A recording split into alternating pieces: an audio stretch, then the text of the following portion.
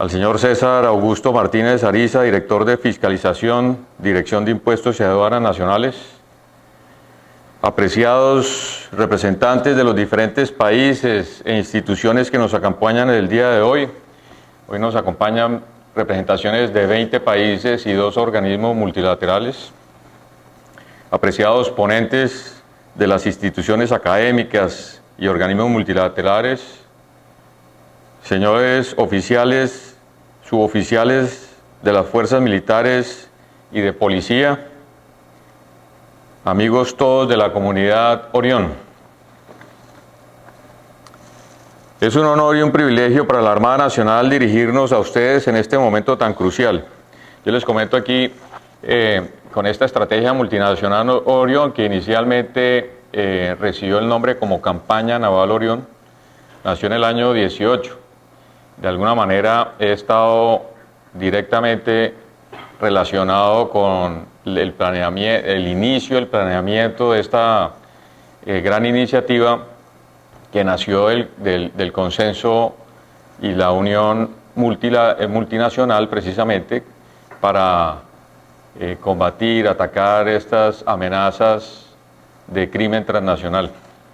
Y desde el año 2018 pues venimos fortaleciéndola y hoy ya aumenta su capacidad precisamente por ese gran aporte de todas estas instituciones de más de 60 países que hoy la conforman, 127 instituciones.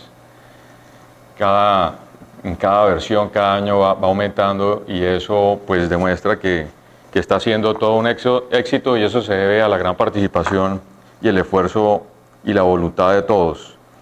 Hoy nos reunimos no solo para conmemorar este inicio de la estrategia multinacional Orión, que aunque desafiante es fundamental para la seguridad y el bienestar de nuestras naciones, sino también para reafirmar nuestro compromiso con la paz, la estabilidad y el respeto a los valores que todos aquí compartimos. Esta estrategia multinacional Orión se desarrolla mediante la coordinación de operaciones propias, conjuntas, combinadas e interinstitucionales, a través de la acción unificada nacional y multinacional, con el propósito de debilitar el accionar delictivo de las organizaciones de crimen transnacional, contribuyendo con la caracterización de los diferentes delitos en sus diferentes fases y fortaleciendo la cooperación internacional, estrechando lazos de confianza, contribuyendo de esta forma a la seguridad marítima, a la estabilidad y la paz global. La misión no es solo un esfuerzo militar, es una expresión de nuestra unidad y determinación para garantizar que nuestros pueblos vivan en un entorno de paz, libre de amenazas que socavan nuestra seguridad y nuestro futuro común. Sabemos que el camino por delante es arduo, pero también estamos convencidos de que la solidaridad, la voluntad, la cooperación y el trabajo conjunto nos permitirán enfrentar con éxito los desafíos que tenemos por delante. En este moderno auditorio que en el día de hoy estamos compartiendo, gracias a la Universidad de los Andes, quien nos permitió y nos da su acogida en este espacio tan representativo de esta institución, tendremos la oportunidad de ser partícipes de las ponencias en este seminario internacional, donde nuestra comunidad académica, representada por la Universidad del Norte, Universidad para la Paz, FICOP y el Centro Internacional de Investigación y Análisis contra el Narcotráfico Marítimo, CINCOM, nos expondrán temas de interés sobre economías criminales y desarrollo de estrategias tecnológicas, retos y oportunidades. Posteriormente se realizarán unas lecciones aprendidas relevantes y mesas de trabajo a través del Centro de Coordinación de Cooperación Internacional, CECOPI, que permitirán el diseño operacional de la estrategia, identificando las organizaciones criminales transnacionales, sus modalidades y rutas. Asimismo, establecer lo más apremiante para el éxito de este esfuerzo en equipo, que son los medios que vamos a emplear para contrarrestar esta amenaza y los puntos de contacto que nos permitirán una mejor comunicación entre toda la comunidad Orión. En nombre de toda la Fuerza Naval del Caribe, como anfitrión de la Armada de Colombia, quiero reconocer en primer lugar el sacrificio y el coraje de aquellos que estarán en la primera línea de este esfuerzo. A nuestros valientes marinos, soldados, aviadores, policías, personal de fuerzas especiales, de las diferentes instituciones, su valentía no solo es un testimonio y su compromiso con nuestras naciones, sino también de su dedicación por obtener un mejor futuro para todos. Sabemos que cada uno de ustedes lleva consigo no solo la responsabilidad de proteger sus fronteras, sino también la esperanza de millones de personas que confían en que nuestro trabajo protegerá los principios de libertad y justicia que nos unen. También quiero resaltar la importancia de las alianzas internacionales de las instituciones no armadas que nos permiten enfrentar estos desafíos globales de manera conjunta. Ningún país, por poderoso que sea, puede enfrentar solo las amenazas de la actualidad. Es a través de la cooperación multinacional que podremos derrotar a aquellos que buscan sembrar el caos y la destrucción. La unidad es nuestra mayor fuerza, la que nos permitirá superar los obstáculos que se presenten en el día de hoy y en el futuro cercano. A lo largo de la estrategia multinacional Orión, debemos recordar siempre su propósito final, que es la restauración de la paz y la estabilidad. Mientras enfrentamos a aquellos que amenazan esta seguridad, debemos hacerlo con la firme convicción de que estamos luchando por un mejor futuro para las generaciones venideras. Este futuro donde los derechos humanos sean respetados, donde las oportunidades sean igual para todos y donde la cooperación entre naciones se mantenga como la base de nuestras relaciones internacionales. Por último, mientras nos preparamos para esta gran misión, recordemos que la verdadera victoria no es solo derrotar a nuestros adversarios, sino también construir ese mundo más seguro y justo. La seguridad militar es solo una parte de este gran rompecabezas, que es mucho más grande, pero que incluye la prosperidad económica, el respeto mutuo y la convivencia pacífica entre nuestros pueblos. Solo trabajando en unidad, en unión y juntos en todos estos frentes podremos garantizar que el sacrificio de hoy no sea en vano. Finalmente, con ese espíritu de unidad, compromiso y esperanza, damos por inicio a este importante evento como reunión inicial de planeación de la Estrategia Multinacional Orión 2025. Que nuestras acciones, guiadas por Dios Todopoderoso y los valores que compartimos, nos lleven a alcanzar el éxito. Muchas gracias.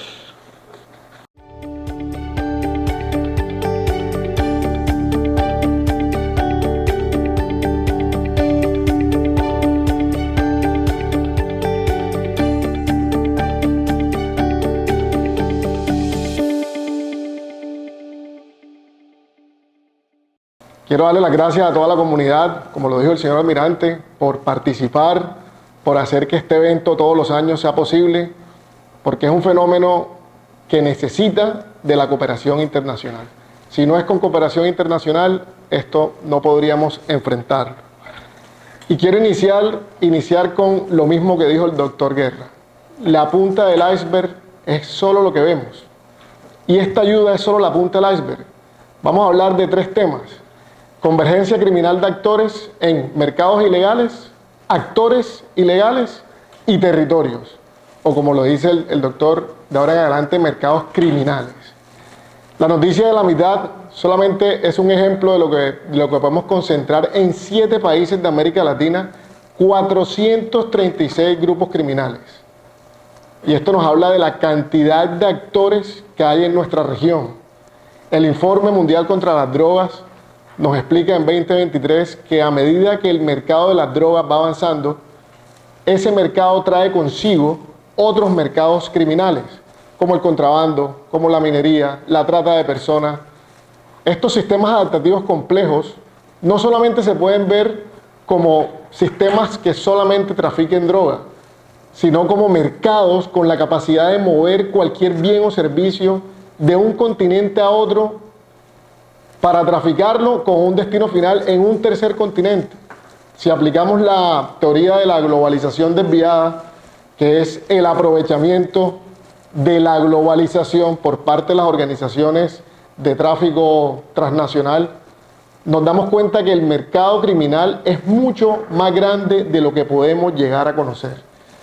El comercio internacional y datos de la Organización Marítima Internacional solamente podemos revisarlo en un 5%. Son demasiado flujo de comercio legal que se mueve a través del mundo y que en un contenedor puede ir carga legal, pero en el otro puede ir trata de personas, en el otro puede ir un cargamento de droga. Los alcances que tienen los mercados criminales no los alcanzamos a dimensionar. Y hablamos de mercados de competencia imperfecta, que son capaces de regular los precios de drogas en otros puntos geográficos del planeta. Mercados que en algunos casos son oligopolios, controlados por solo algunos actores. En otros casos por monopsonio, que es donde solamente existen unos pocos compradores, unos pocos demandantes de ese producto. En un mercado legal, ese ejemplo es el de las grandes cadenas de supermercados, Carrefour, Jumbo, que le compran a los pequeños productores, pero son los únicos compradores. Tienen capacidad de maniobrar, de negociar con el productor para imponer sus precios. Y eso mismo pasa en los mercados criminales. Es un mercado de economía imperfecta, donde pocos actores logran regular el precio. Entonces, haciendo énfasis en la iniciativa GTOC, que es el Global Initiative Against Transnational Organized Crime, en donde cada año, y haciendo referencia a lo que el doctor también hizo en su presentación, la convergencia criminal en todo el mundo, esta iniciativa la analiza en 3 factores: actores criminales, mercados criminales y la resiliencia, insisto, porque lo dijo también el doctor Víctor, como la capacidad que un país tiene a través de sus políticas públicas de adaptarse al fenómeno. Todos los países tienen una puntuación, una calificación en esos 3 aspectos.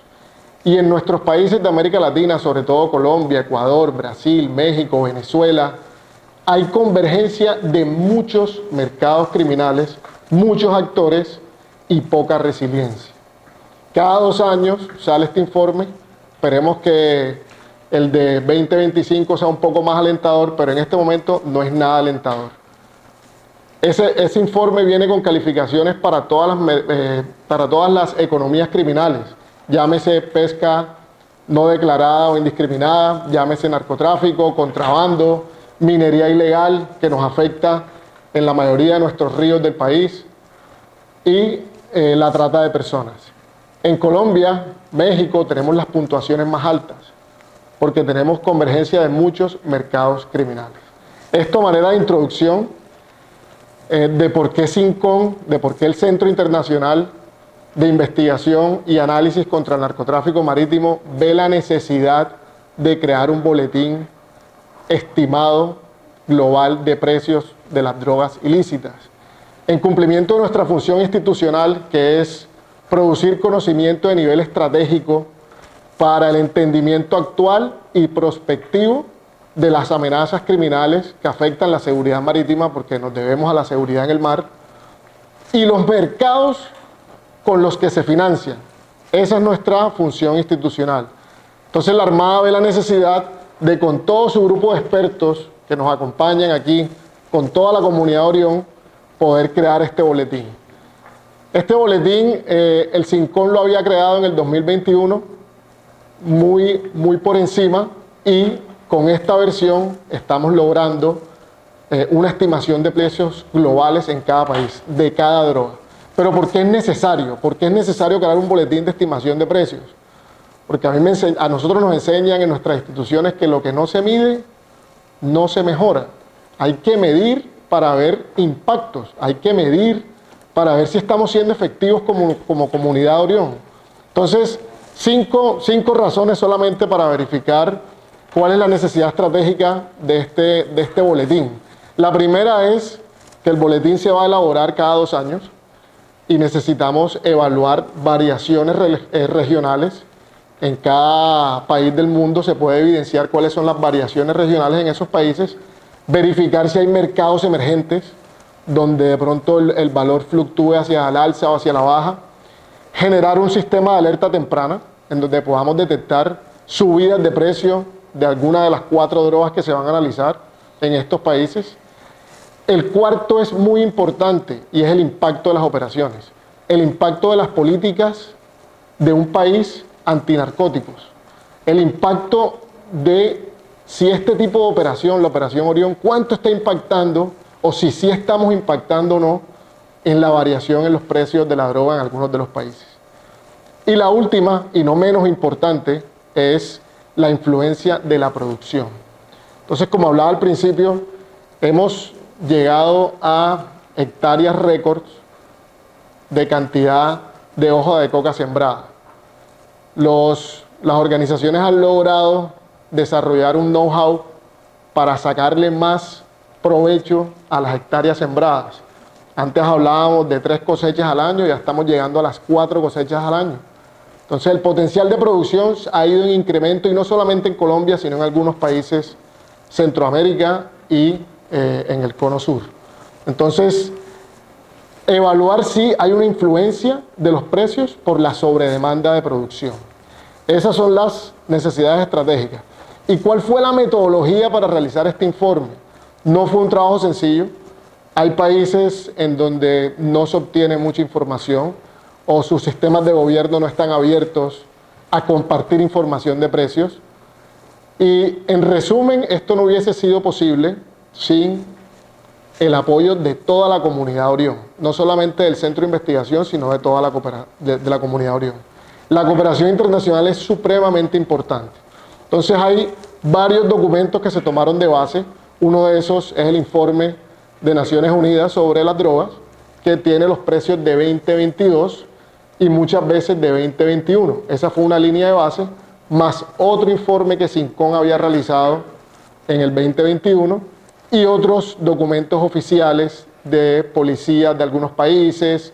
La DEA también nos pasó muchos reportes oficiales, pero en general se lograron hacer entrevistas no estructuradas a personas de varios países donde no se podía encontrar información, y se analizaron 3 categorías del mercado: valor del mayorista, del intermediario y del minorista.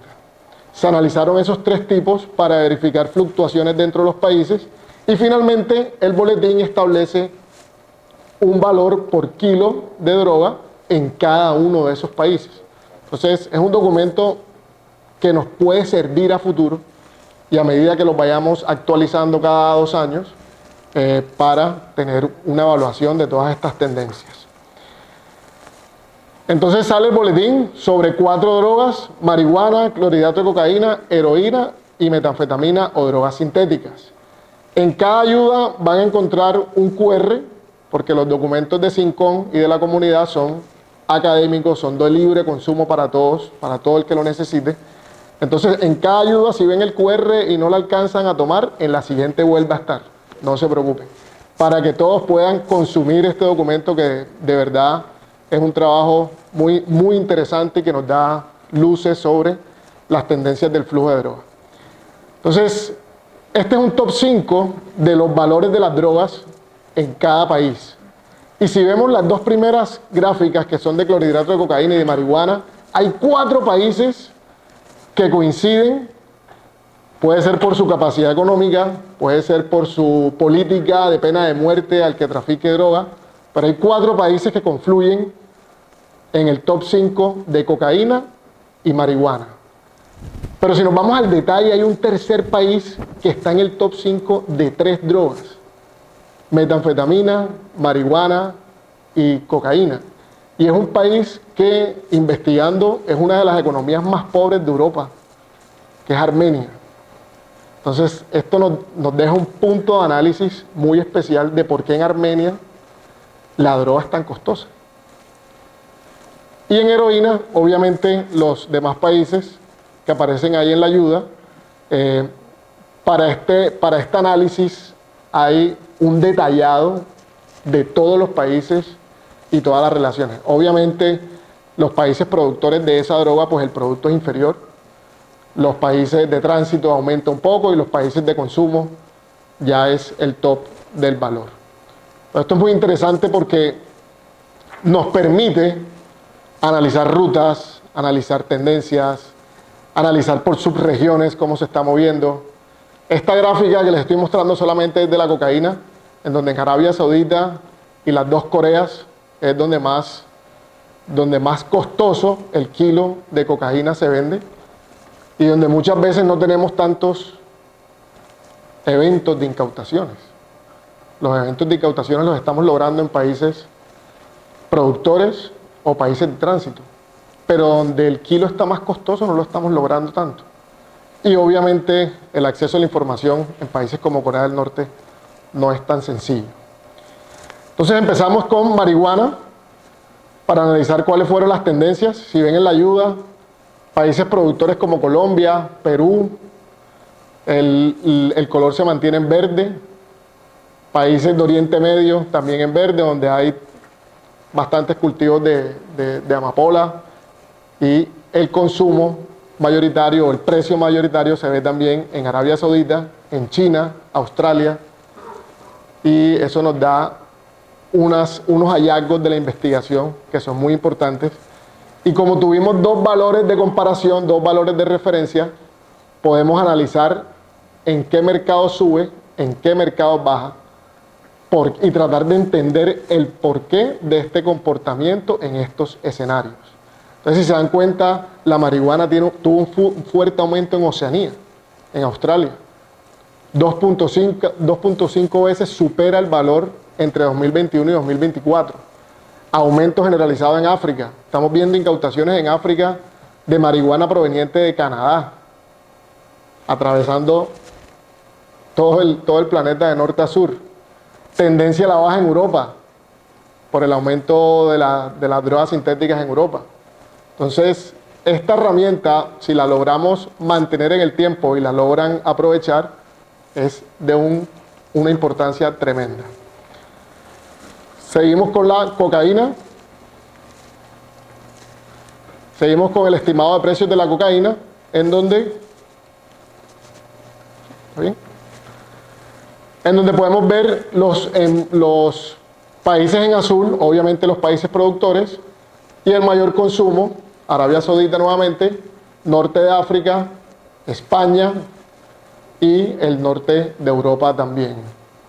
Península Escandinava, Nueva Zelanda. Gracias al análisis que tuvimos... ¿Sí pasa? Se apaga. ¿Cuál es esta? Sí. Ese. Entonces también tenemos unos hallazgos importantes y ahí ustedes tienen acceso por SQR no solamente al PDF, sino al dashboard de Power BI, en donde pueden analizar los precios por subregión, por continente, por escenario, y es una herramienta valiosa para ustedes. Entonces tenemos una variabilidad regional significativa. Muestran grandes diferencias entre regiones, una disminución general en Europa, aumento de clorhidrato de cocaína en África, y este año estamos viendo con algunos eventos del año pasado también, que si bien las incautaciones han bajado en Rotterdam, en Países Bajos, han aumentado en Nigeria, han aumentado en Brasil.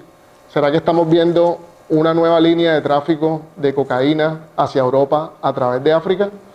Y eso nos lo muestran las cifras también, las cifras del boletín. Fíjense que son dos estudios aislados que si se unen puede llegar a un estudio muy interesante del aumento del precio en África. Las rutas de tráfico cambiantes y las tendencias mixtas en Américas, porque el corredor del Cono Sur, que es el río Paraná, estamos teniendo una gran cantidad de eventos, tanto de cocaína como de marihuana y, ojo, también de pasta a base de coca en el Cono Sur. La heroína, nuestra tercera droga de estudio.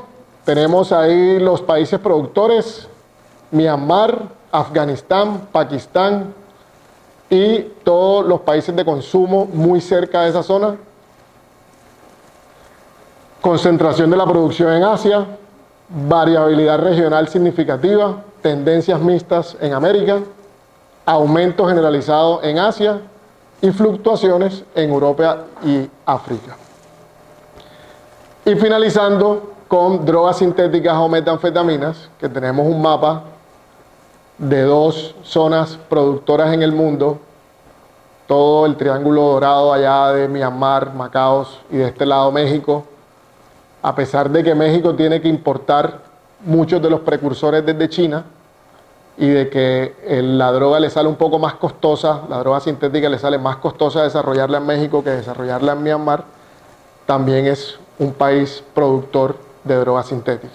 Entonces, si vemos la prevalencia de 2 países altamente consumidores, Arabia Saudita o donde la droga es muy costosa de obtener, Arabia Saudita, China, Corea del Norte, Corea del Sur. Entonces, los hallazgos para drogas sintéticas, el aumento del precio en América, tendencias mixtas en Europa y África, fluctuaciones en Asia y el aumento en Oceanía que se ha visto en varias drogas, en varios tipos de drogas. Finalmente, unas consideraciones estratégicas.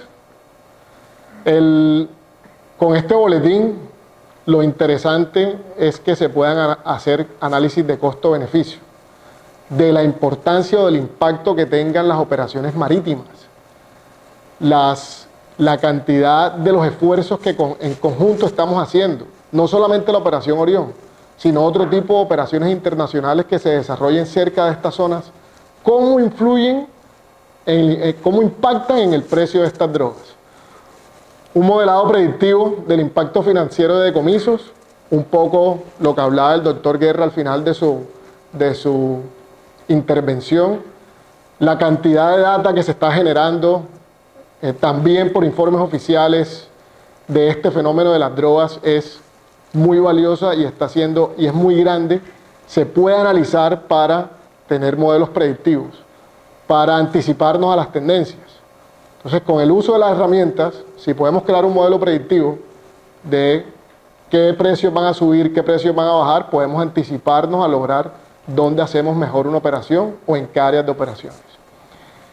El estudio comparativo de las estrategias de decomiso, analizar en el pasado porque tenemos ya datos del pasado, tenemos datos de la Operación Orión en el pasado, tenemos datos de decomisos en el pasado, podemos verificar qué operación fue más exitosa que la otra a partir del precio de la droga. Podemos verificar si la operación en el Atlántico, en el Pacífico, fue exitosa y si incidió en el precio de la droga. Evaluación del impacto de los decomisos en la cadena de suministro de narcotráficos, es decir, si cuando estamos impactando precursores químicos de cualquiera de este tipo de drogas, afectamos el valor final del kilo en los países consumidores. Eso es demasiado interesante porque, como les dije al principio, hay muy pocos productores, muy pocos distribuidores, muy pocos comercializadores que tienen la capacidad muchas veces de controlar el flujo y así controlar el precio final de la droga. Y finalmente, análisis de la resiliencia financiera de las organizaciones narcotraficantes. ¿Cómo logramos impactar el bolsillo del narco? Si la afectación del precio al final va ligado a eso o no. Entonces creo que este boletín, que esperamos lo puedan consumir, estarlo desarrollando cada 2 años para ver actualizaciones y para ver tendencias. Muchas gracias. Cualquier pregunta, por favor, estoy disponible.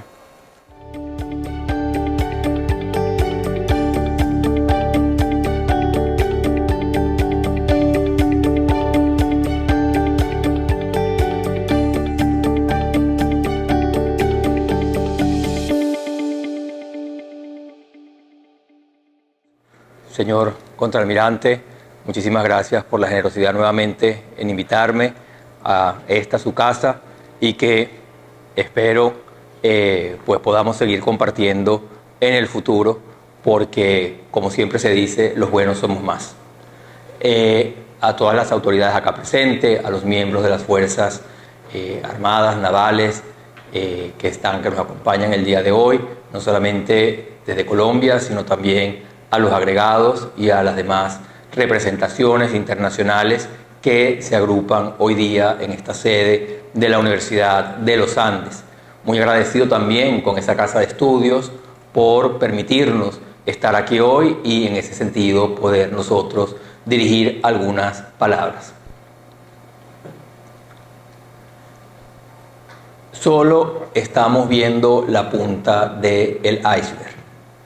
Hace un par de semanas, en el Congreso de la República del Perú, en donde tuve el honor de estar presente para un foro de seguridad, se dijeron cantidad de cosas, pero dentro de lo que más me impactó es la afirmación de estamos en guerra. Estamos en guerra contra la economía criminal. Y la economía criminal, lo que nosotros podemos apreciar por las distintas fuentes que nosotros revisamos, es la punta de un iceberg, porque la organización y la empresa criminal no lleva récords, no tiene que presentar estado de balances y cuentas.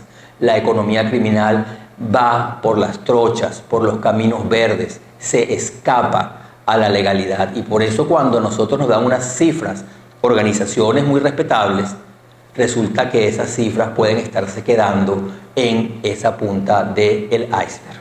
No minimizo los esfuerzos que se realizan de intervención, pero sí que es cierto que debemos tener en cuenta que el fenómeno demanda de nosotros una actividad constante, disciplinada y permanente para poder llegar hasta el fondo de los aspectos de la economía criminal.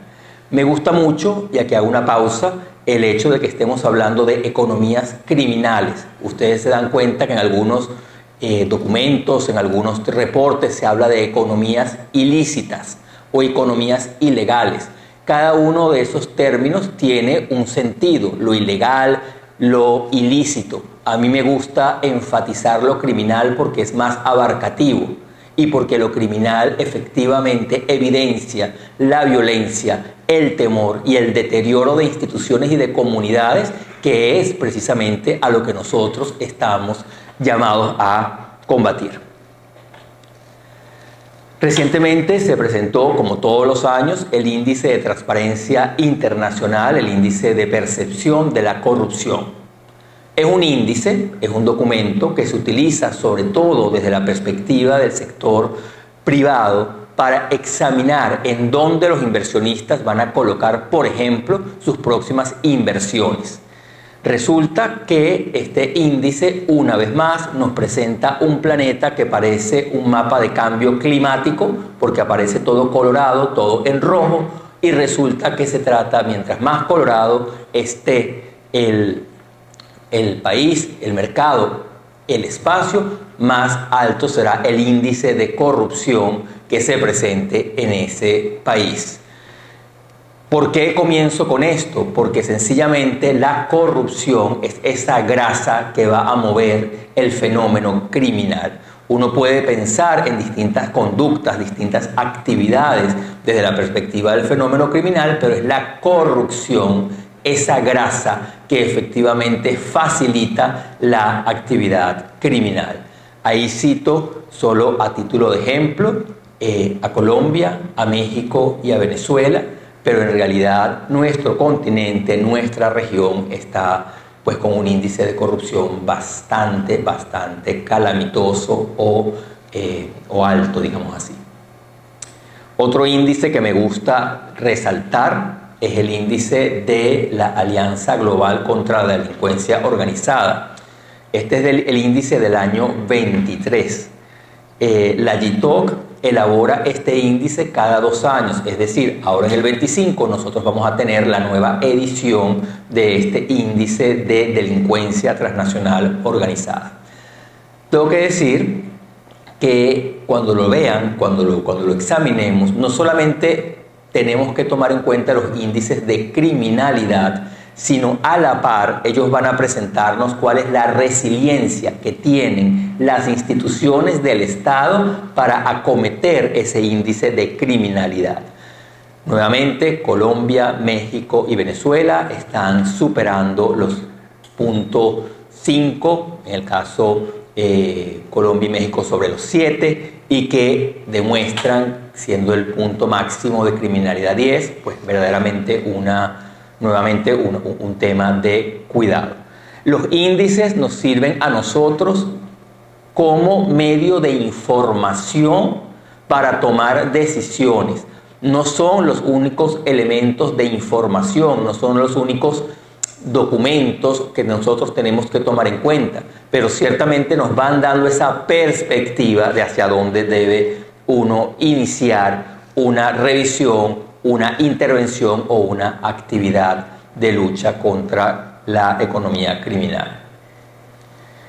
El año pasado, el Departamento de Seguridad de los Estados Unidos nos hablaba de varios retos que se encontraban en el año 24 y que nos encontramos hacia el futuro. Básicamente, retos que están orientados hacia la fragilidad que nosotros estamos apreciando en el orden internacional, en el sistema multilateral, en la creencia de cómo solucionar estos conflictos de manera consensuada en el espacio del sistema multilateral.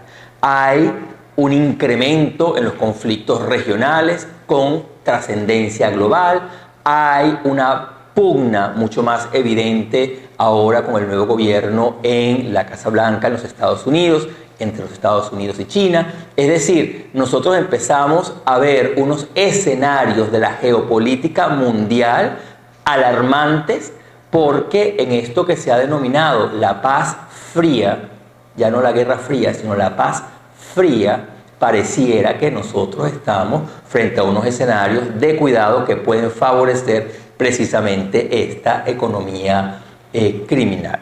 Al lado de estos retos, a mí me gusta agregar los siguientes, para que los tengamos en consideración. Es básicamente un declive en el orden o en el modelo liberal predominante. Nosotros estamos viendo que hay ahora pues toda una preeminencia de capitalismos de Estado, de los teomagnates en la cabeza del poder, de las autocracias en el planeta. Se empieza a ver esa pugna entre las decisiones unilaterales de los estados en materia migratoria, en materia tarifaria, frente a un consenso en el sistema multilateral. Lo que les decía hace un instante, hay una especie de ego de estos tecnomagnates versus los líderes democráticos de nuestras naciones.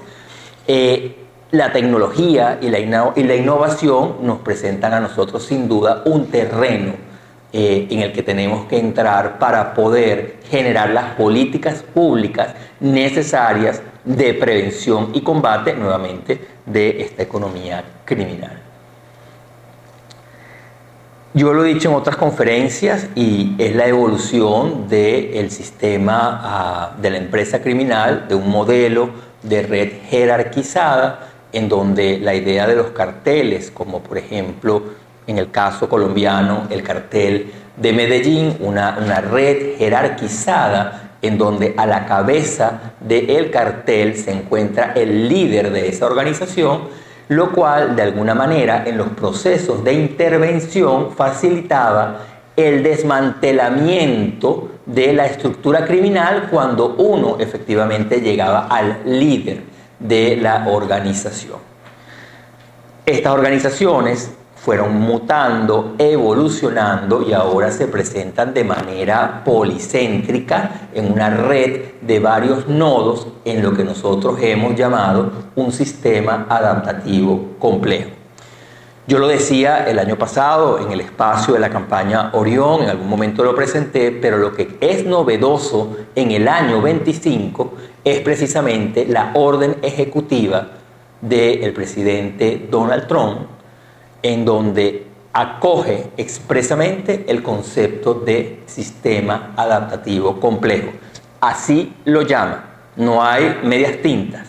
Y dice, estos carteles son hoy un sistema adaptativo complejo que presenta este esquema básico de operación. Primero, son transfronterizos, son transnacionales, cruzan las fronteras, un sistema que puede tener una base en El Salvador, en la ciudad de Los Ángeles, en el estado de California, en Colombia, en Venezuela, resulta que tiene una red transfronteriza.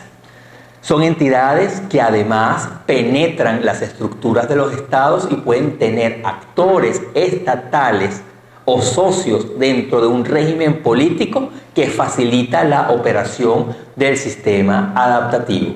Y además generan, obviamente son una organización criminal, generan una guerra asimétrica.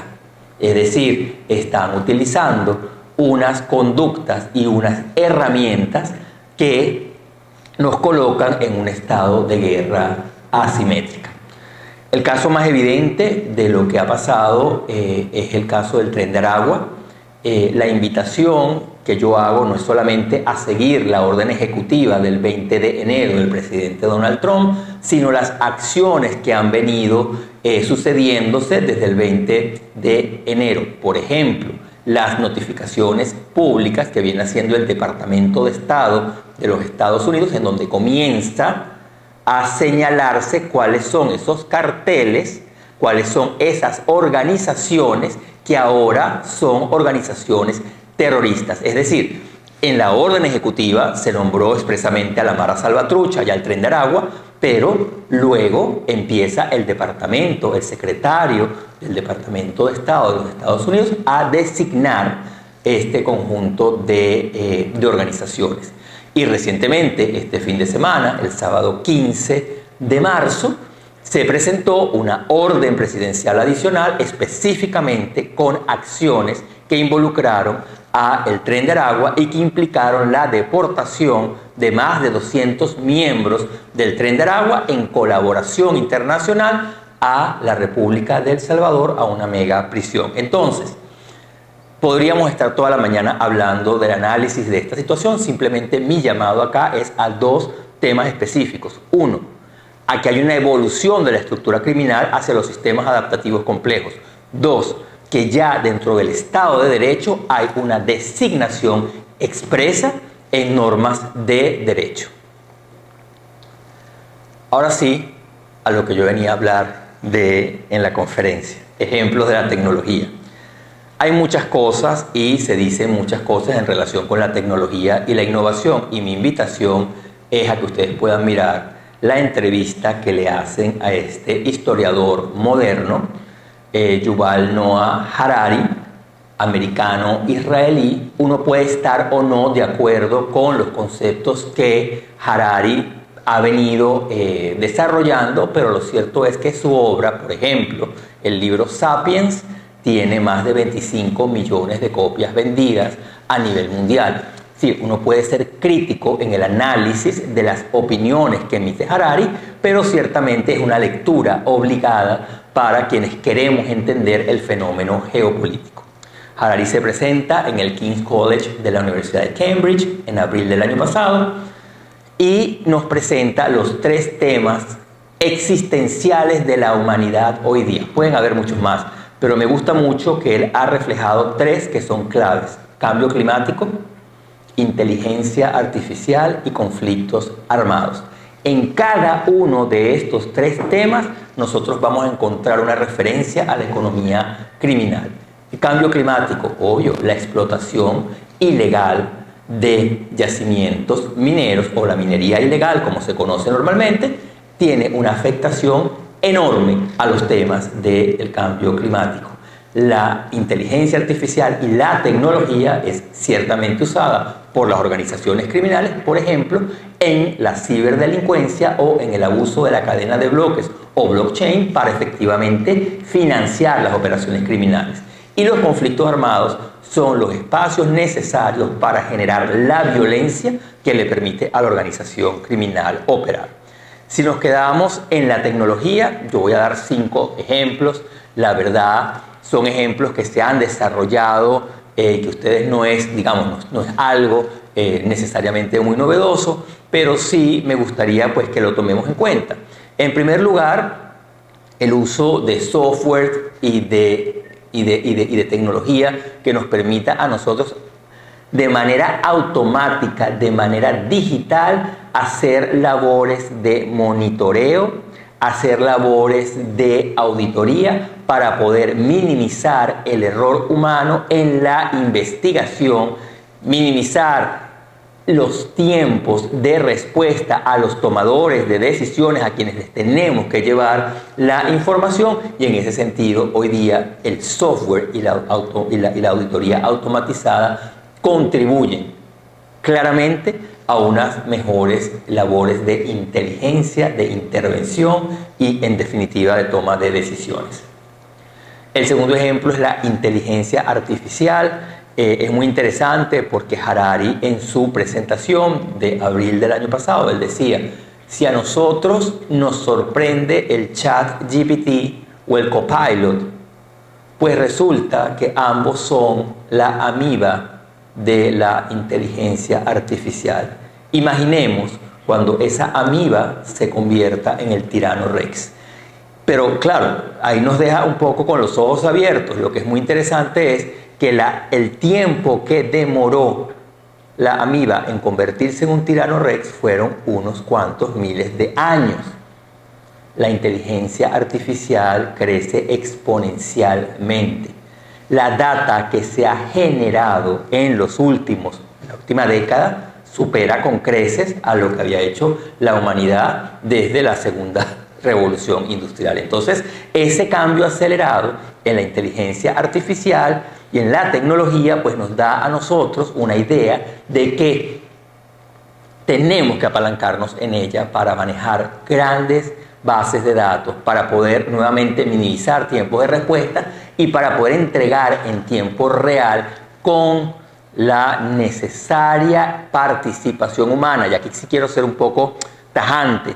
Atención, que la inteligencia artificial es eso, es artificial. Es artificial. Siempre va a requerir del sentido común, del olfato, del estómago, de la experiencia del ser humano para poder finalmente sacar de esa data que me da la inteligencia artificial algo verdaderamente útil para la prevención de economía criminal. La cadena de bloques es abusada, el blockchain es abusado obviamente por la organización criminal, pero también sí que es cierto que la cadena de bloques bien entendida representa un esquema de alta seguridad y de transparencia en el manejo de la data. Entonces, nosotros no debemos de alguna manera rechazar o tenerle un temor a la cadena de bloques o al blockchain, porque ciertamente presenta en su estructura, una vez que se sabe manejar y se conoce, una posibilidad seria de manejo de data.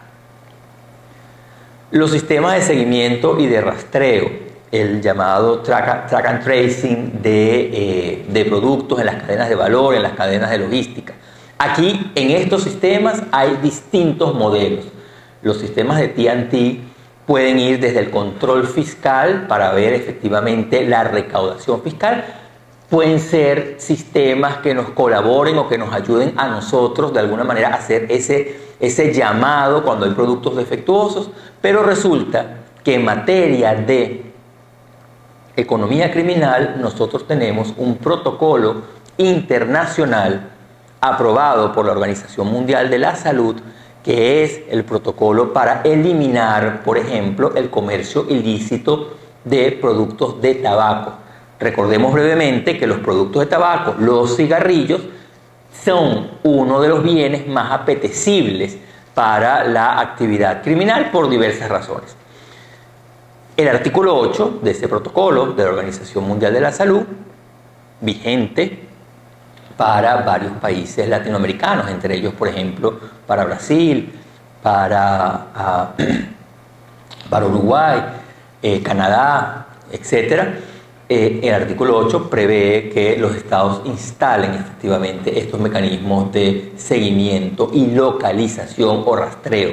Ahora, si nosotros entendemos dos cosas, lo primero, que el seguimiento y rastreo es transfronterizo, nada hago yo con un sistema de T&T que no esté conectado con mis pares en otras jurisdicciones, en otros mercados. Entonces hay que tener muy presente no solo la tecnología de instalarla dentro de mi cadena de valor, sino la cooperación internacional para que esa información sea verdaderamente relevante en la prevención de una economía criminal. Pero adicionalmente acá quiero hacer una pausa y en estos sistemas de rastreo Y de localización, a mí me llama muchísimo la atención, por ejemplo, el uso de los distintos mecanismos de georreferenciación, temas que nosotros utilizamos precisamente en las actividades de inteligencia de nuestras armadas, de nuestras fuerzas navales, para poder hacerle el seguimiento a embarcaciones que puedan estar potencialmente inmersas en una conducta criminal. Y finalmente, bueno, esto que acabo yo ya de decir, estos sistemas de geolocalización satelitales, apalancarnos en efectivamente todo el espacio que nos brinda el desarrollo satelital. Hace un par de años yo apoyé la compra de unos drones para la policía de frontera en Rumanía, que tenían pues todo un esquema de geolocalización satelital muy importante para que la actividad de control fronterizo pudiese ser, pudiera producir una data clave en los procesos de toma de decisión para intervenciones y evidentemente para todo el espacio que a eso le sigue. ¿Cuáles serían mis conclusiones? Y con esto ya yo voy terminando. Debemos construir estas capacidades humanas, debemos entender y formarnos en todos los temas de la tecnología, no tenerle miedo a esa capacitación tecnológica. Obviamente se requiere la inversión en infraestructura tecnológica.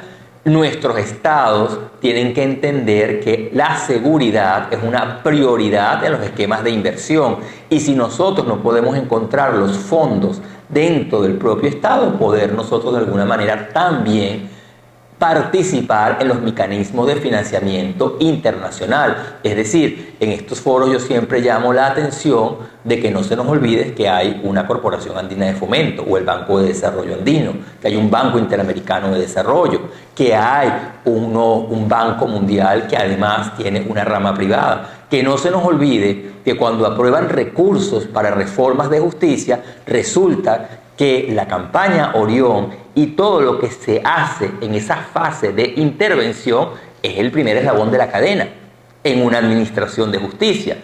Estos procesos no están alejados de la cadena de administración de justicia. Es decir, esa data, esa información que se lleva a una fiscalía, que se lleva a un tribunal, que después va a una decisión para desmantelar a una organización internacional, comienza precisamente con las intervenciones que se hacen a través de este tipo de campañas.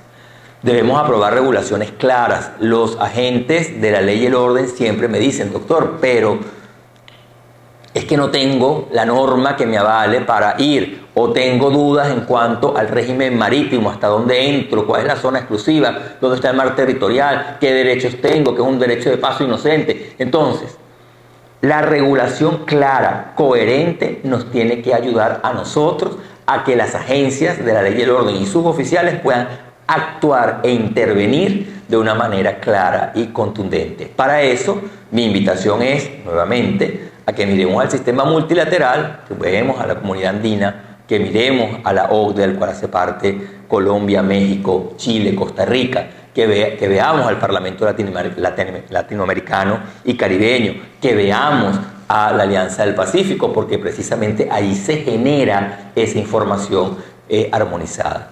Colaboremos multisectorialmente de manera rápida y eficiente. Yo a esto lo llamo matar los egos. ¿Qué significa para mí matar los egos? Una vez que se hace una intervención, a veces nos dilatamos en las actividades que siguen porque quién se quiere tomar o quién se va a tomar la foto con la mercancía incautada atrás. Entonces, en ese toma y dame, para decirlo de una manera coloquial, resulta que estamos perdiendo un tiempo valiosísimo. Esto es cooperación multisectorial efectiva. Todos estamos juntos en esta batalla. Entonces, por ejemplo, cuando uno mira los resultados de una campaña Orión y la labor coordinada que se hace, cómo ahí se mató el ego. Ahí no hay ego. Aquí estamos todos trabajando por una campaña y por un objetivo común. Y lo tomo como ejemplo. Cooperar con los actores en las organizaciones internacionales. Aquí llamo sobre todo la atención del pacto para el futuro, de la Cumbre del Futuro que se celebró en Naciones Unidas en septiembre del año pasado y que precisamente en su acción número 24 nos llama, o los estados se comprometen a combatir la delincuencia transnacional organizada y el financiamiento a actividades criminales como el terrorismo. Uno no puede pensar que esto es un saludo a la bandera. Uno tiene que pensar que hay un compromiso estatal del sistema multilateral y al cual uno tiene que recordarles. Usted se comprometió en septiembre en la acción 24 a combatir el fenómeno criminal. Y promovamos las alianzas público-privadas en donde yo allí hablo no solamente de la alianza público-privada, sino de la triada sociedad, sector público y sector privado. Y miren cómo coloco la sociedad en la cabeza de esa triada, porque sencillamente nos debemos nos debemos a la comunidad. Un ejemplo de este tipo de alianzas reciente que ha tenido pues un auge en los últimos 2 años importantes, con participación de la OEA, con participación de la Universidad de Naciones Unidas de la que yo hago parte, es la estrategia Triángulo gestada desde Colombia. Y que hoy día pues tiene 3 ejes fundamentales: el Triángulo Norte, Triángulo Centro y Triángulo Sur, y en donde por supuesto ha hecho parte los distintos representantes de la fuerza pública, entre ellos los representantes de la Armada Nacional Colombiana. Como bien lo dijo el señor contraalmirante en su discurso de bienvenida, es un rompecabezas. Cada una de estas acciones se suman al rompecabezas de la lucha, el combate contra la economía criminal. Por una parte puede estar la capacitación, la construcción, los entrenamientos, construcción de capacidades, la regulación, las intervenciones, las actividades de la Fiscalía y de los representantes del Poder Judicial, pero atención que todos son partes de este rompecabezas. Cuando a mí alguien me pregunta ¿qué es más importante? No es que aquí no es nada más importante, es que si tú ves un rompecabezas y le falta una de estas piezas, está incompleto. Entonces, todas ellas suman y hacen parte de esta actividad. Quiero concluir, aquí tienen mis datos, lo que lo necesiten.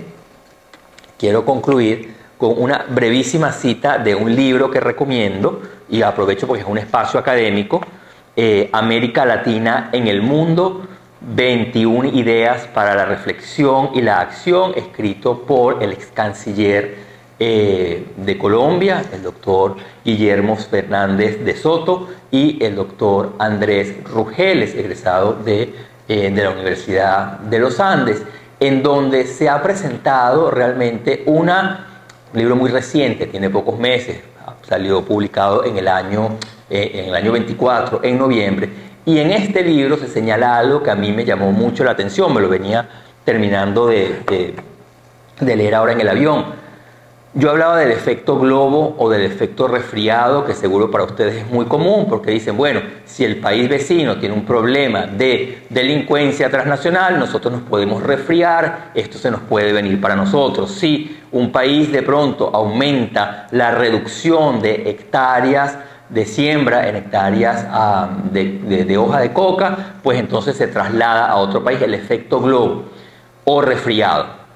Y acá se dice algo que a mí me encantó, y es como ese personaje que está en el riachuelo llevando el solecito, aprovechando la tranquilidad que tiene ese riachuelo, sin darse cuenta que aguas arriba se está gestando una tormenta que más temprano que tarde lo va a ahogar. Entonces, en el continente, cuando uno mira lo que está pasando en países vecinos, uno tiene que entender que ese resfriado, que ese globo, que esa tormenta puede verdaderamente terminar ahogándonos. Entonces, muchísimas gracias. Muy abierto a las preguntas o comentarios, y pues muchas gracias nuevamente, señor contraalmirante. Solicito permiso para terminar. Muchísimas gracias. Gracias.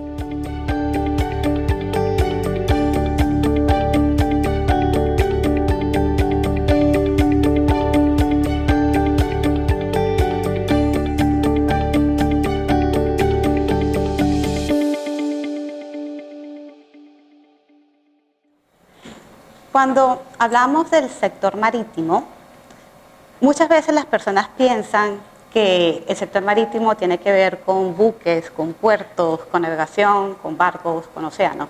Sin embargo, el sector marítimo va mucho más allá que eso. Es un sector fascinante, pero a la vez también es muy complejo, ya que forma parte, o es un ecosistema marítimo que está compuesto de diferentes actores con diferentes responsabilidades, responsabilidades operativas, responsabilidades estratégicas, en sí, una serie de actores como, por ejemplo, entre ellos tenemos lo que es sector público, gobiernos, ministerios, aduanas, autoridades portuarias, todas aquellas que regulan y supervisan. Pero también tenemos en este ecosistema, tenemos lo que es el sector privado. Aquí tenemos compañías marítimas, operadores, puertos, servidores y todos aquellos que ejecutan.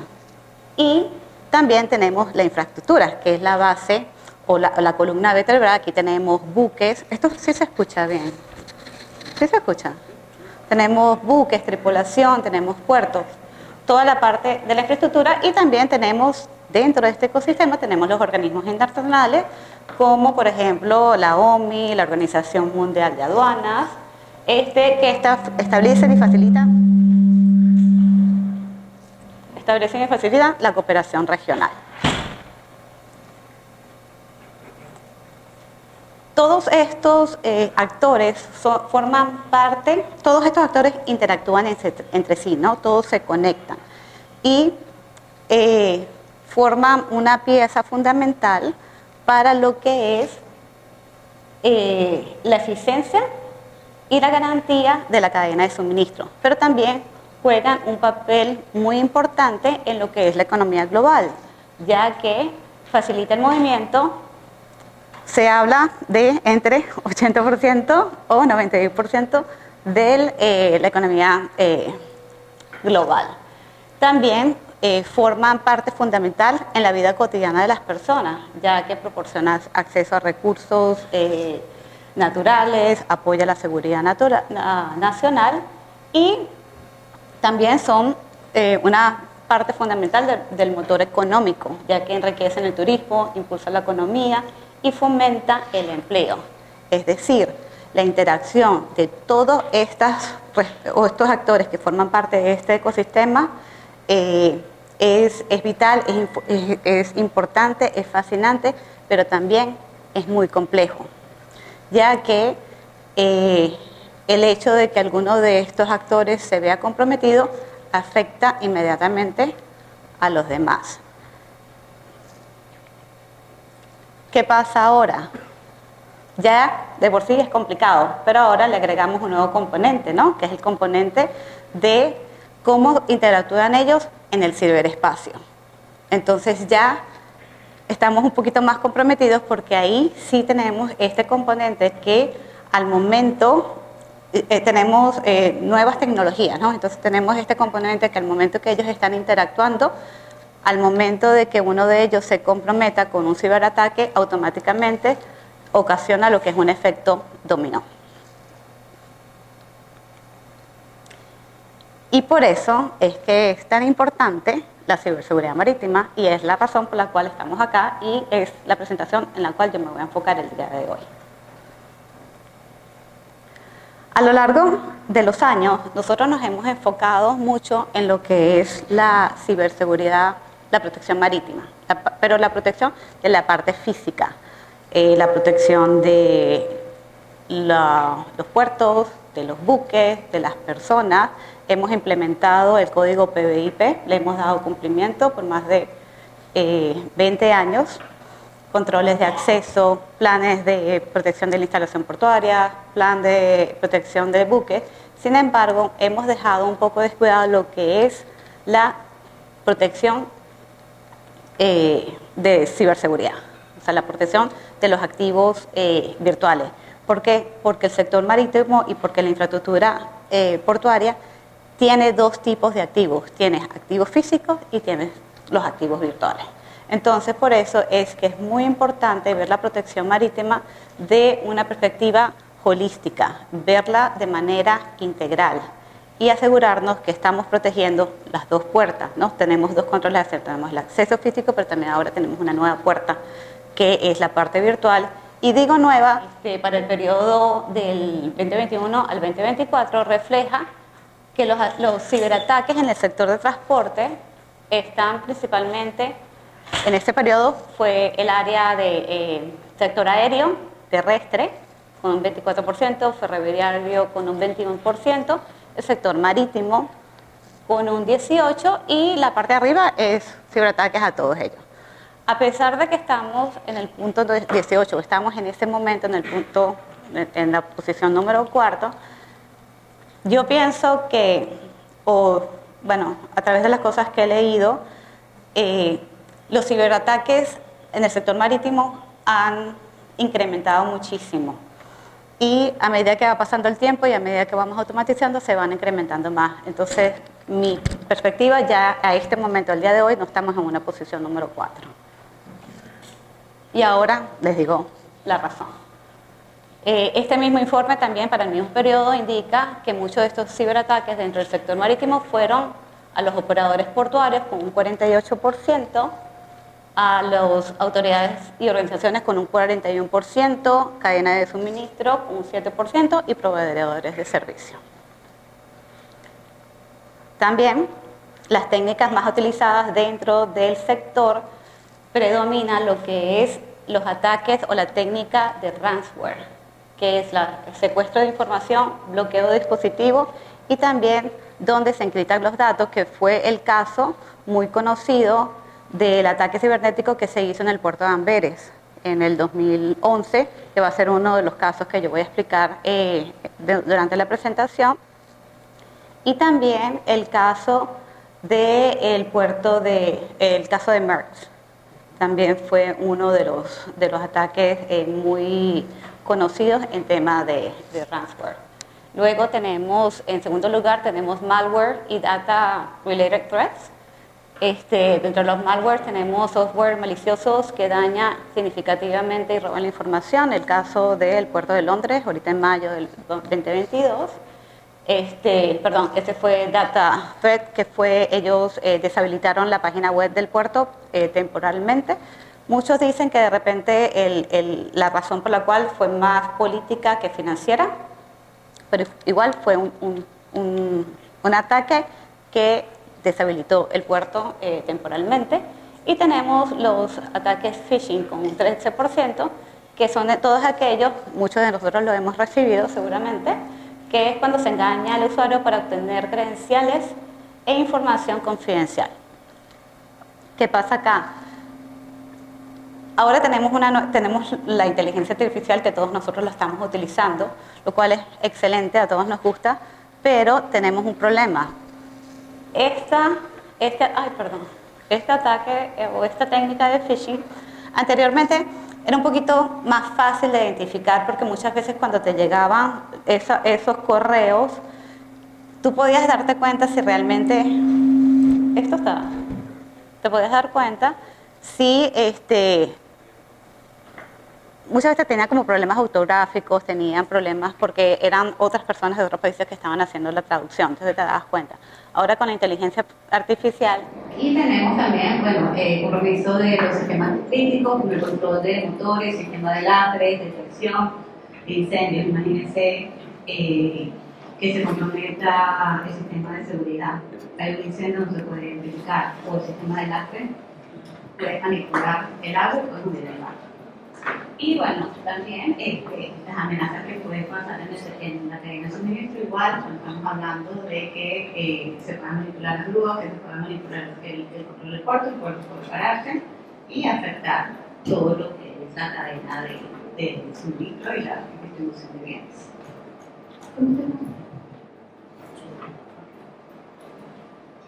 Entonces, bueno, tenemos que tener claro algunas formas de mitigar o estrategias. Aquí, bueno, no estamos haciendo un análisis, pero más o menos una idea de las cosas que podemos tener en consideración es evaluación de los activos. Como les informé la clase anterior, conocer los activos y conocer cómo interactúan y cómo están conectados entre sí, para saber qué tan vulnerables pueden ser. Y tenemos también la deuda tecnológica, que son todos esos activos que son viejos, que son obsoletos, que muchos puertos lo tienen. Y ustedes quizás no me van a creer, pero yo visité un puerto donde tenía una computadora con Windows 97. Entonces, o sea, ¿qué sistema de antivirus puede soportar eso? Entonces, también poder identificar qué hay, y de repente el costo no es tan alto. O sea, comprar una nueva reemplazar una computadora con el costo que puede total con sacar un ciberataque realmente no es mucho. Entonces, son cositas, o sea, pero cositas que de repente están ahí, pero que no pensamos que nos puedan afectar. Y luego tenemos también formas de evitar el tema de gestión de riesgo, ¿no? La evaluación de riesgo como base para planes de ciberseguridad, la importancia de evaluar y incluir en los planes de protección de buques, planes de protección de instalaciones portuarias, que muchas instalaciones portuarias no están en consideración, otras sí, otras no. Y bueno, también algo súper importante, simulacros, hacer simulacros. Y acá quería mencionarles, ya que estamos en Colombia, que ustedes tienen una persona excelente que hace simulacros. Yo estuve en un evento en William Perry y estaba un chico, él estaba haciendo su doctorado y su tesis fue simulacros de ciberseguridad. Diego Gabriel. Bueno, Diego Gabriel. Pero de verdad que sí, o sea, fue impresionante. Y ustedes lo tienen en casa. Entonces, es muy importante hacer simulacros. También tenemos capacitación, que es entrenar al personal de buenas prácticas, contraseñas seguras y todo eso. Más de uno acá, no, en otro lado. Muchas personas tienen las contraseñas y las colocan debajo del computador. Ahora, sí sé que en alguno de acá lo que se recomienda es que las contraseñas sean de 16 a 64 caracteres. Ninguna la tiene escribiendo a mí, pero eso es lo que se recomienda, ese tipo de contraseñas. Entonces, crear capacitación, que las personas sepan identificar un posible ataque, un email de phishing, mediante contraseña. Y lamentablemente, muchos de estos ataques cibernéticos entran por el empleado y no necesariamente porque esté trabajando organizado, pero simplemente por desconocimiento, como digo, porque le dan una contraseña ahí, porque le dan un clic a un link que no quería, o incluso cuando estábamos hablando del Internet de las cosas, ahora, no sé si se acuerdan, hace mucho tiempo cuando nosotros teníamos que imprimir algo, un documento, tú ibas al computador y imprimías. Después te ponías un cablecito y imprimías, pero ahora no, ahora simplemente agarras tu teléfono y el teléfono puedes imprimir. Entonces también crear conciencia de que si yo estoy utilizando mi teléfono personal y estoy imprimiendo en una computadora en una persona de mi empresa, yo estoy vulnerable, o sea, estoy exponiendo. Entonces yo puedo tener un virus en mi teléfono que de repente puedo pasar a una empresa. Entonces también esa parte de la capacitación, crear conciencia de qué tanto todavía puedo hacer yo como persona a una institución. Y bueno, herramientas tenemos varias, acá podemos mencionar el CSIRT América, que es esta red de ciberseguridad 24/7, que también es formación, estrategias nacionales de protección marítima.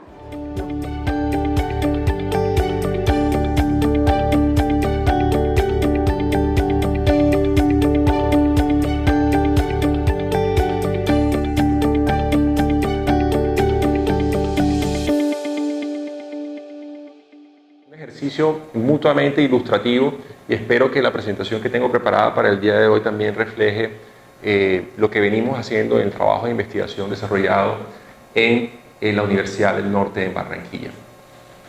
Además, también aprovechar el espacio, es la segunda vez que estoy en este auditorio, estuve hace un par de meses en un escenario también de formación muy interesante, en aquel entonces promovido por nuestra Policía Nacional, el general Peña, al cual le mando también un afectuoso saludo en medio del curso CECET curso estratégico de seguridad pública, así que es doblemente emotivo para mí estar acompañándolos en la mañana de hoy. Mi presentación va a ser sobre un tema en el cual, digamos, hay mucha literatura ya trabajada, narcotráfico como amenaza transnacional, pero quiero poner sobre la mesa una discusión que a veces pasa por digamos, por los lados, ¿no? Y es las amenazas que deben enfrentar los entes territoriales locales frente a unas amenazas transnacionales y que francamente superan sus capacidades, ¿no? Cuando hablamos de narcotráfico, por lo general estamos enfocándonos a un tema de amenazas a la seguridad nacional, por supuesto, pero si hilvanamos un poco más en detalle este asunto y lo llevamos, y para eso estoy tomando como referencia el caso ejemplo de Barranquilla, a un análisis más microfocalizado en el territorio, podemos entender muchas de estas dinámicas de violencia y criminalidad que no solamente tienen que ver con un entorno territorial dado en particular, sino que se entrelazan con escenarios regionales y por supuesto también transnacionales. Avanzaré entonces, pues, como lo mencionaba en la introducción, soy doctor en seguridad internacional y magíster en seguridad nacional. Mi doctorado fue en España y mi maestría en Israel, en la Universidad de Reichman. Actualmente soy director del Observatorio de Seguridad Ciudadana de la Universidad del Norte. Desde allí, en confluencia con otros actores de la sociedad civil en Barranquilla, especialmente Cámara de Comercio, AmChams, American Chamber of Commerce, Fundesarrollo y la propia universidad, tratamos de acompañar la medición y el análisis no solamente de los indicadores de violencia y seguridad ciudadana, sino también el análisis de las dinámicas alrededor de esos indicadores. Los indicadores son una parte de un análisis que debe ser mucho más integral y nuestra invitación es siempre hacerlo con cabeza fría y no necesariamente casarnos con un solo indicador, porque a veces suele pasar mucho y ahorita lo van a ver en mi presentación. Nos referimos a la seguridad de un territorio particularmente a partir de los homicidios intencionales. No suele ser como el indicador más de mayor protagonismo, por supuesto que es uno muy importante, pero eso no necesariamente está relacionado a veces con la presencia, consolidación o fortalecimiento de estructuras criminales.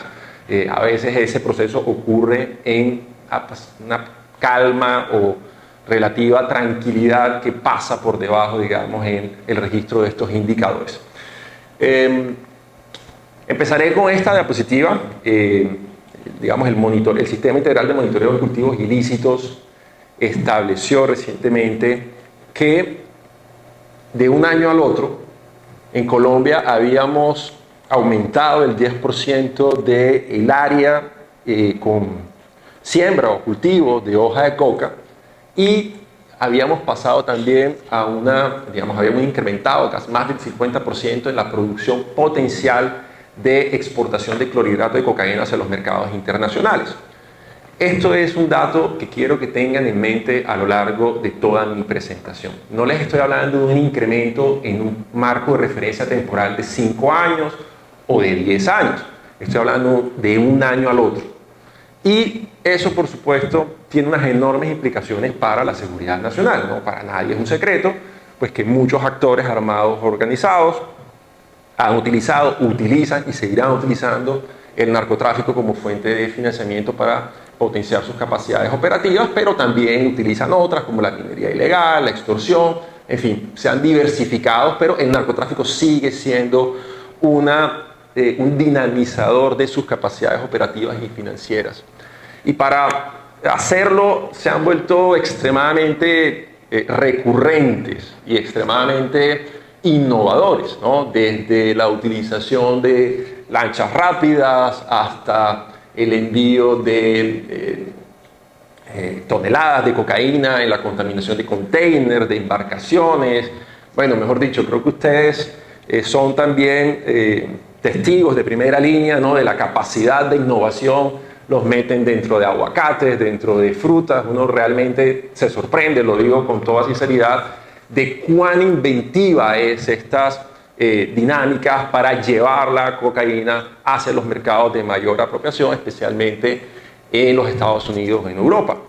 La utilización también de semisumergibles, En fin, el escenario y las posibilidades son remotas y hace que este sea un desafío en constante evolución y, por supuesto, que requiere la integración de las capacidades de inteligencia de las fuerzas para estar siguiendo el paso, sobre todo ante una demanda creciente en los mercados internacionales.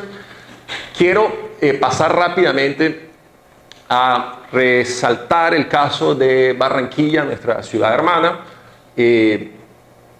una ciudad que está muy bien posicionada, por decirlo de alguna manera, en el Caribe colombiano. Estamos muy cerca, los tiempos de navegación marítima hacia Panamá son muy cortos, lo mismo también si lo vemos hacia el sur de la Florida. Eso si nos referimos a la dimensión marítima. Si nos referimos también a la dimensión aérea, pues es una ciudad que tiene vuelos diarios y permanentes de conexión con los Estados Unidos y Centroamérica. Si nos referimos a la dimensión terrestre, es una ciudad que está muy bien interconectada a través de un sistema de carreteras que perfectamente la pueden conectar con otras ciudades importantes, no solamente en el territorio colombiano, sino que literalmente la ponen un par de horas con la frontera en Venezuela. La red de carreteras nacionales que termina en el puente Rumichaca, en la frontera con Ecuador, literalmente también tiene el otro extremo, la conecta con Barranquilla. Y hemos sido, por supuesto, epicentro de un interés de organizaciones transnacionales. Recientemente estaba revisando la captura de un emisario del Cártel de los Balcanes. Bueno, ayer en Cartagena se produjo, bueno, no sé si fue ayer o durante el fin de semana, pero ayer salió el cubrimiento noticioso de la captura de un capo italiano, digamos, que servía como enlace, ¿no?, de varias organizaciones dedicadas al tráfico de cocaína aquí en Cartagena. Así que no es novedoso este asunto. Pero lo que quiero resaltar es algo que quiero ilustrar en estas tres imágenes. Primero, el posicionamiento estratégico de Barranquilla al interior del departamento del Atlántico, que está acá. Tenemos salida o conexión, digamos, a través del río Magdalena y, por supuesto, nuestras costas sobre el Mar Caribe, y cómo las dinámicas al interior del propio departamento del Atlántico tienen injerencia con otras que están ocurriendo alrededor del territorio nacional. Si lo vemos o lo analizamos a partir de esta otra imagen, podemos identificar cómo Barranquilla, para algunos, centro estratégico del Caribe colombiano, está gravitando o cohabita al mismo tiempo con otros nodos de tensión regional que se desarrollan en el Caribe colombiano. Es decir, no estamos muy lejos, por ejemplo, de las dinámicas de violencia y criminalidad que se desarrollan en el sur de Bolívar. No estamos muy lejos tampoco de los combates del ELN y el ejército en el sur del Cesar. No estamos para nada lejos de las dinámicas de violencia y criminalidad que se desarrollan en la Sierra Nevada de Santa Marta y los enfrentamientos entre las autodefensas gaitanistas de Colombia, hoy renombradas Ejército Gaitanista de Colombia con fines más bien de negociación política, y las autodefensas conquistadoras de la Sierra Nevada. Tampoco estamos lejos de el departamento de La Guajira. Son escenarios, nodos de tensión regional que de alguna manera no están ligadas al territorio o a la jurisdicción de Barranquilla, pero que hemos analizado terminan estando conectados porque en muchas oportunidades es Barranquilla precisamente el principal centro de atracción donde muchas de estas estructuras de crimen organizado terminan invirtiendo, donde muchas de estas estructuras de crimen organizado terminan lavando plata, donde algunos capos viven. Pues es una ciudad que ofrece, pues no estoy hablando mal de Cartagena, pero digamos tiene lo suyo, cada quien escogerá al final su destino de domicilio según sus propias preferencias, y muchas veces hemos ligado escenarios de violencia homicida que se desenvuelven en Barranquilla, pero originarios de otros entornos en medio de estos nodos regionales de tensión.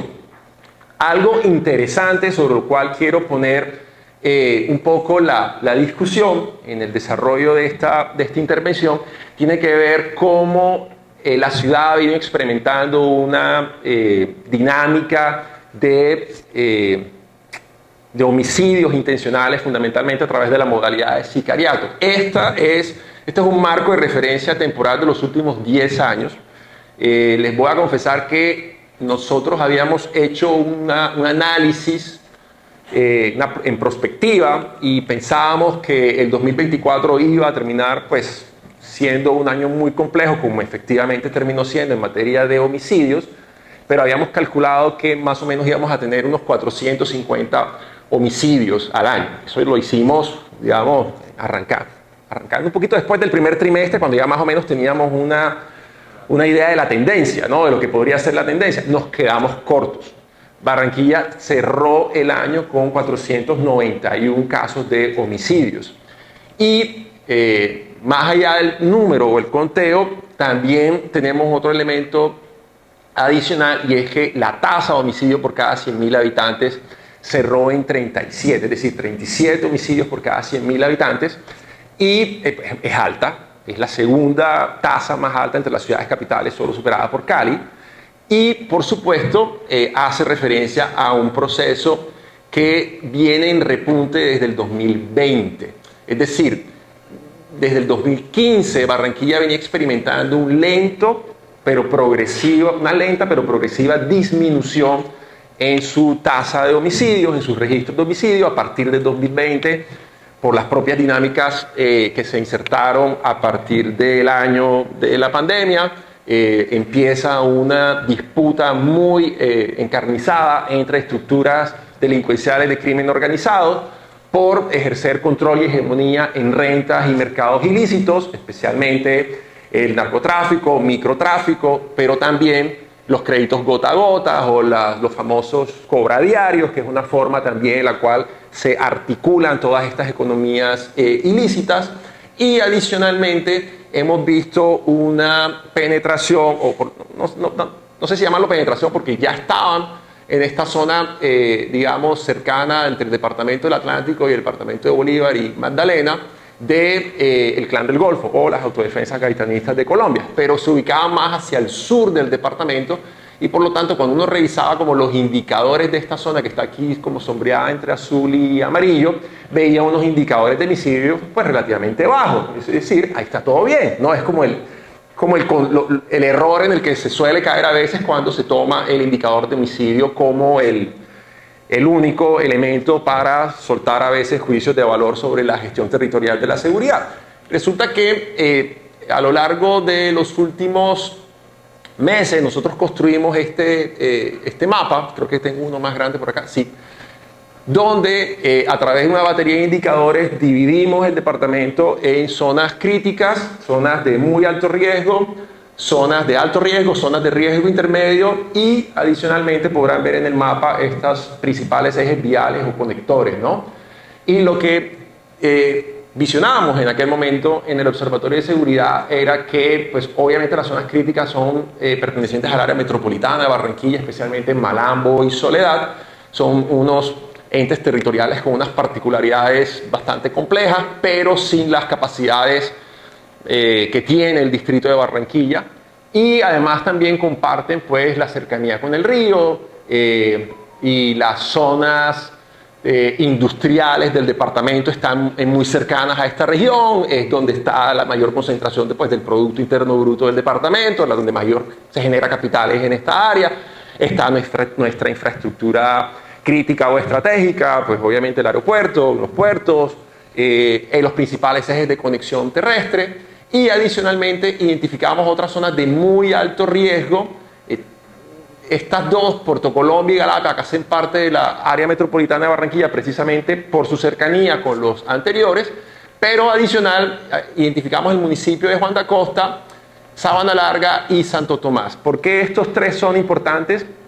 Y tienen que ver, digamos, con estas dinámicas de crimen organizado, porque a partir del control de estos tres usted prácticamente controla el departamento, o por lo menos no es que lo controle, no, la palabra no es controlar, usted tiene injerencia como actor criminal en tres ejes, ya sea el eje costero, la región subcentral del departamento, Sabana Larga, o esta que es la llamada el eje de la oriental, que toda es esta vía de conectividad que termina siendo pues la que lo lleva a todas estas áreas cercanas a los puertos, a las bodegas de almacenamiento, a las industrias.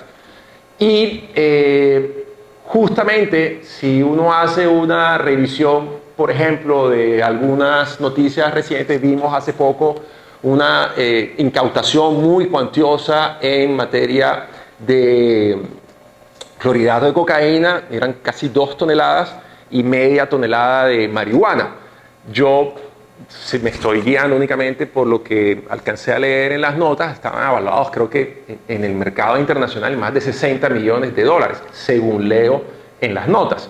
Pues 2 toneladas de cocaína de alta pureza colombiana puestas en los mercados internacionales, ustedes sabrán de eso, creo que es tu área de expertise, así que simplemente lo menciono por referirme a lo que estaba detallado en esa nota de prensa, pero hace una enorme referencia, o por lo menos hace mucho ruido en cuanto a las capacidades que se están moviendo en materia de, no solamente financiera, sino cómo eso se puede traducir después en capacidades operativas al interior del territorio.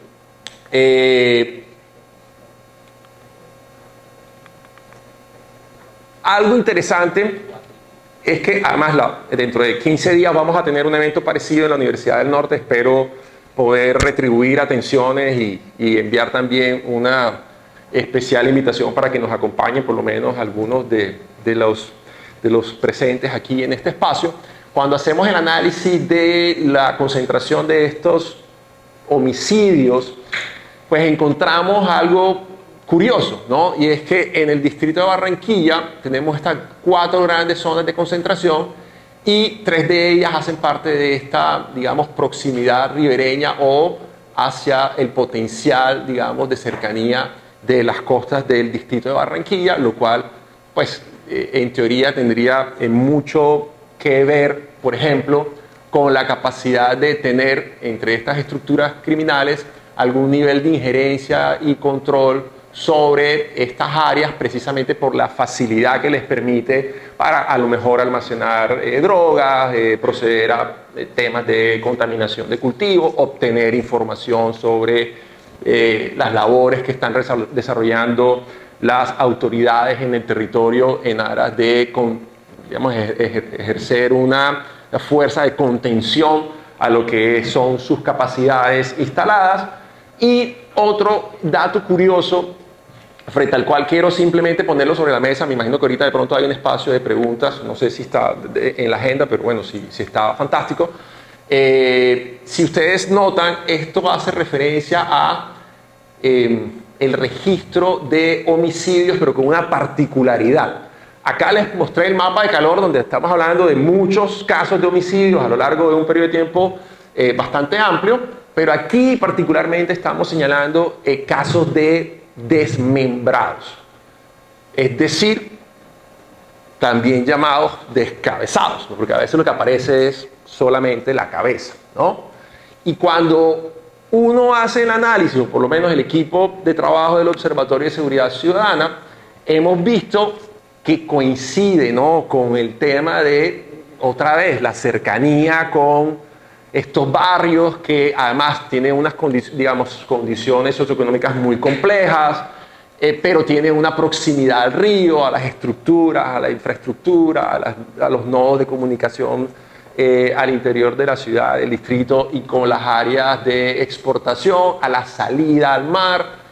Y esta es una problemática que hemos venido presentando en Barranquilla, por lo menos desde el 2017, con un solo año de excepción. Es decir, desde el 2017 hasta la fecha, por lo menos una vez al año se han presentado estos episodios de violencia homicida intencional en modalidad descabezados.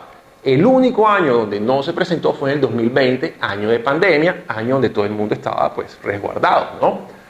Y esto nos indica, por supuesto, también que aquí hay unas problemáticas que no son nuevas. ¿No? Barranquilla no es la única ciudad que puede estar presentando estas dinámicas de violencia y criminalidad, por supuesto que no, pero sí resaltan unos modus operandi que vale la pena tener en cuenta para el ejercicio de no solamente el análisis académico, sino la toma de decisiones, ¿no? Un homicidio, al final, pues, ¿qué cuenta un homicidio en una ciudad? Es un indicador bajo, ¿cierto? Pero la modalidad en la que se efectúa envía un mensaje muy poderoso. Es un es un código de comunicación criminal. ¿Por qué? Porque esto no va a indicar un aumento pues, significativo en los indicadores a final del año, porque es un homicidio, pero al final está enviando un mensaje de disuasión, de control de territorio, de control de población, de, ojo, no hablar con las autoridades, de regular a través de unos mecanismos de violencia pues bastante crudos cualquier, digamos, posible traición al interior de estas propias organizaciones que se vean reflejadas en incautaciones y positivos, digamos, trabajo y resultados operacionales por parte de las autoridades. Y este es un tema que termina siendo también uno de los grandes desafíos a la gestión territorial de la seguridad. El año pasado tuvimos 5 casos. 5 casos. No es un número menor en una modalidad tan compleja y en medio de un escenario donde estamos viviendo, como se los mencioné en la primera diapositiva, si mal no recuerdo, un aumento muy significativo en materia de no solamente cultivos de hoja de coca, sino de producción potencial de toneladas métricas de clorhidrato de cocaína en los mercados internacionales. Entonces, esta competencia, esta rivalidad, este canibalismo interno al interior de estructuras del crimen, de grupos delincuenciales comunes organizados, ahora está potenciándose con el ingreso de grupos armados organizados, especialmente el Clan del Golfo, que se está moviendo del sur del departamento y está precisamente tratando de ejercer control sobre todas estas áreas al interior de, digamos, del departamento y que terminan conectándola pues, con otros entes territoriales a nivel nacional. Y viene entonces la pregunta, ¿qué pueden hacer los entes territoriales? Que los alcaldes, imagínense un alcalde o un gobernador frente a una problemática de estas. Y estoy usando el caso de Barranquilla simplemente por ilustrar un ejemplo, ¿no? Y además uno con el que me estoy bastante familiarizado. Pero esto requiere, por supuesto, una articulación con el nivel nacional necesaria.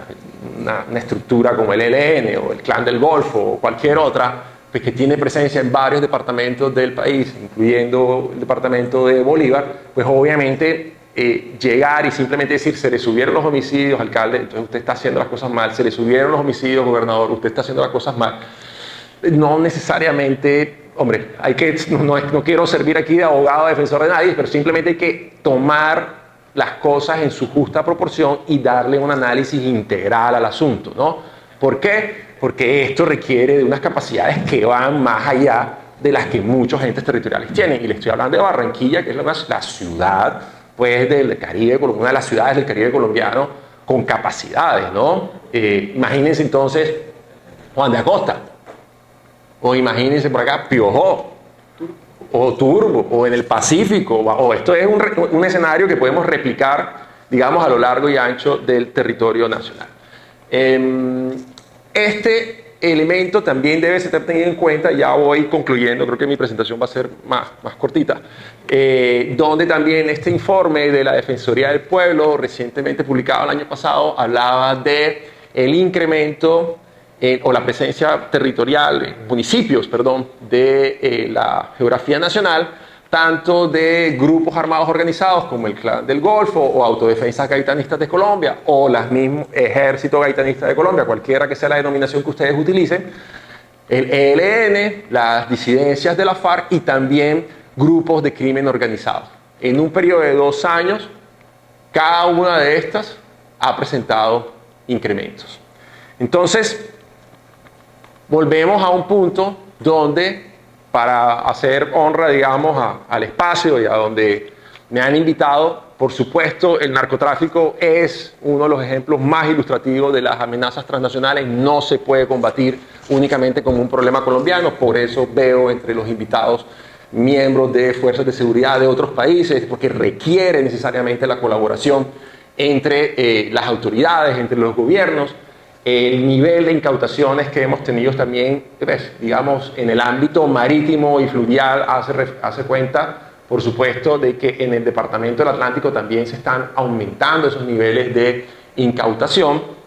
Y todo ello en un momento donde no solamente tenemos unos escenarios de, digamos, de desafíos grandes en materia de seguridad ciudadana, sino que también tenemos unas dinámicas de violencia y conflictividad que podemos llamar unas especies de guerras horizontales entre grupos armados organizados que han puesto en marcha acciones para consolidar su control territorial en esa zona de injerencia donde efectivamente o bien predan rentas legales o bien desarrollan una parte importante de esta infraestructura orgánica que les permite tener la capacidad financiera para crecer y consolidarse como verdaderos ejércitos. Llámese ELN, llámese disidencias de la FARC o autodefensas conquistadoras de la Sierra Nevada de Santa Marta. Cierro solo con 2 comentarios. Lo primero, no se trata de crucificar realmente a nadie o a autoridades, se trata a un llamado. Estamos, y justo lo mencionaba esta mañana, tenía clases en la Universidad del Norte, estábamos hablando clases de geopolítica, hablábamos temas del ámbito marítimo, pero digamos en una órbita un poquito más internacional, Yemen, Mar Rojo, guerra híbrida Israel e Irán, en fin, otras cosas, pero yo les decía a mis estudiantes, y yo también fui estudiante de la Universidad del Norte, ¿sabe? Pero ya les doblo en edad, están entrando sus 20, ya yo soy un 40 consolidado, pero yo les decía, cuando yo estaba en la universidad, hombre, vivimos una época también muy compleja, ¿no? Entonces, ustedes están viendo un escenario nacional donde estamos replicando algunos de esos escenarios que vivimos en el pasado, quienes pertenecen a mi generación, y ustedes son los llamados, porque ya digamos, las próximas generaciones, los próximos líderes están en cabeza de ustedes, ¿no? Para eso se están formando, para eso están trabajando día a día. Y simplemente es que tengan esa conciencia geopolítica, ¿no? De qué está pasando en el país. No, uno puede estar pegado en el celular todo el tiempo o de espalda a las realidades nacionales. Y lo que les decía, lo que pasa en Colombia no solamente atañe a los entes territoriales colombianos, esto está entrelazado en dinámicas regionales, transnacionales, y por supuesto ese es un llamado, la conciencia geopolítica, no solamente de autoridades que sé que la tienen, sino también de sectores de la sociedad civil. Y un segundo elemento, a fortalecer cada vez más las acciones de articulación de información. Yo permanentemente me encuentro en escenarios donde dicen, es que eso se resuelve con más policía, por decir cualquier cosa. No necesariamente. Policía de vigilancia usted no le va a resolver este problema, o un cuadrante, o un CAI. Usted necesita otras estructuras, ellos están para una cosa, pero para esto no solamente necesitamos la SIGIN, la DIJÍN, Interpol, Armada, DIMAR, Fuerza Aérea, Ejército, integración de capacidades, y no solamente en materia de un llamado al pie de fuerza, que es por lo general donde siempre se quedan como las exigencias más cotidianas. Hace poco participé en un consejo de seguridad donde literalmente la necesidad apremiante era, oiga, necesitamos más fiscales y más jueces, porque tenemos un montón de gente que ponemos a disposición del ciclo judicial y resulta que el ciclo judicial está lleno de desafíos también. Entonces, estas problemáticas usted no las va a resolver con un fiscal promedio. Usted necesita la parte de la fiscalía especializada en crimen organizado para que se tomen las acciones donde se prioricen recursos, porque también vivimos en unas realidades donde los recursos son escasos y entonces hay que priorizar recursos para, primero, no solamente capturar cabecillas, sino desarticular el ciclo de sucesión criminal, porque cabecillas se reemplazan rápido. Y segundo, golpear las finanzas. Si no se va a donde queda la plata, los nombres son fácilmente reemplazables. Y para ello necesitamos un fortalecimiento de ese ciclo de trabajo conjunto y de articulación en capacidades de inteligencia por parte de las autoridades. Con eso termino. Muchísimas gracias.